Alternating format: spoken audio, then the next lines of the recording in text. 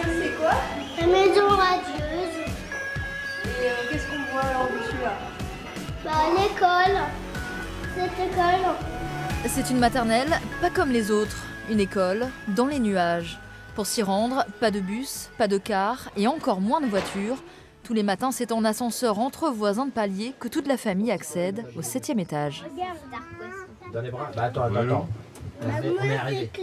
À la rentrée, les enfants se connaissent déjà parce qu'ils se côtoient, on se côtoie entre voisins, on se côtoie dans le parc. Et du coup, il n'y a pas le stress de la rentrée, il y a pas... Après, il y a la facilité aussi pour pouvoir les emmener, pour pouvoir aller les chercher. Si on est juste 2-3 minutes de retard ou d'avance, on propose, C'est on moins demande. stress.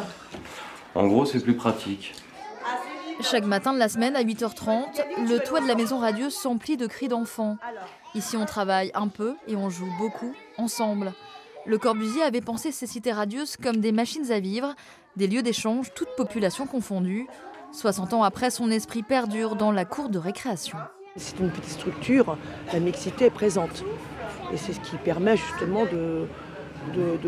d'ouvrir l'école et la socialisation aux élèves au travers justement de profils sociaux différents, de cultures.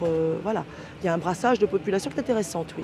Dans ce cocon à 50 mètres de hauteur, aucun de ces enfants n'a conscience de grandir dans un joyau classé aux monuments historiques. Le Corbusier, c'est avant tout le nom de leur école, mais leurs parents savourent pour eux ce privilège. C'est la seule école sur un toit d'immeuble.